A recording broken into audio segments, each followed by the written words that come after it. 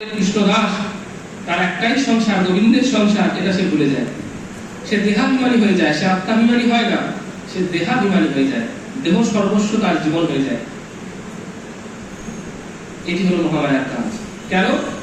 তিনি তো দেবী দুর্গা, তিনি দুর্গা অর্থাৎ এই যে 14 ভুবন রূপ যে দুর্গ, এই দুর্গের তিনি হলেন সেই কারাকর্ত্রী। কারাগার বা সংশোধনাগার, সেখানে কে থাকে? জেলার থাকে না, জেলার কি করে? সেখানে যারা বন্দী আছে তাদের সংশোধন করে, শাস্তি দেন, কখনো ভালোবাসেন, এইভাবে তাদের সংশোধন করে। বলে মহামায়ার কাজটি সেটা। তিনি কি করেন? তিনি হলেন কারাকর্ত্রী। তিনি কি করেছেন? প্রথমেই আমাদের আলাদা আলাদা পোশাক পরিয়ে দিয়েছেন।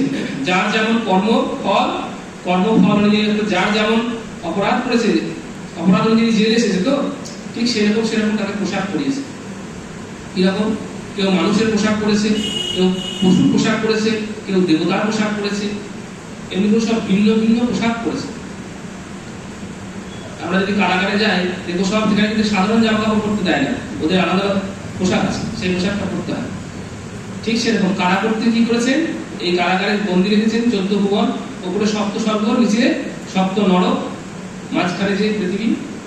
এই 14 ভুবনের বন্দী যারা রয়েছেন, এদের সবাইকে পৃথক পৃথক সব পোশাক পরিয়েছে।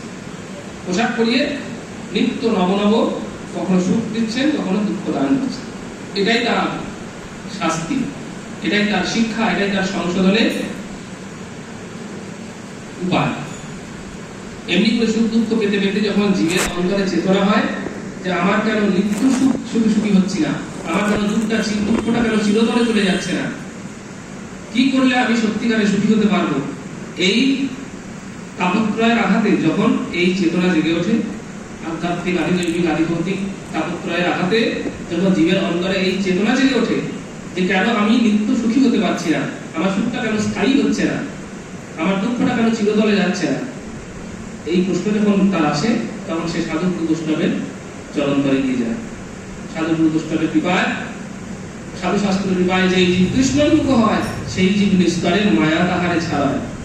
সাধু কৃপায়, শাস্ত্র কৃপায় যখন জীবের মুখটা কৃষ্ণের দিকে হলো, তখন মহামায়া তাকে ছেড়ে দেয়, মুক্তি দিয়ে দেয়, বলে যাও, তোমার কারাবাস সম্পূর্ণ হয়েছে, এবার তুমি ওই ভগবত লোকে যাও। এটি তার কাজ। এই যে মহামায়া, ইনি কি করছেন? বলছেন জীবকে এমনি করে সংশোধন করে বিরজায় স্নান করিয়ে পাঠাচ্ছেন বৈকুণ্ঠ লোকে। এটাই তার কাজ। সেই মহামায়া সম্পর্কে বলছেন বেতস মুনি, তার মহিমা শুনতে চাইলেন যখন এই সুরত রাজার সমাধি বৈশ্য 3টি কাহিনী শুনিয়েছেন। প্রথমটি হলো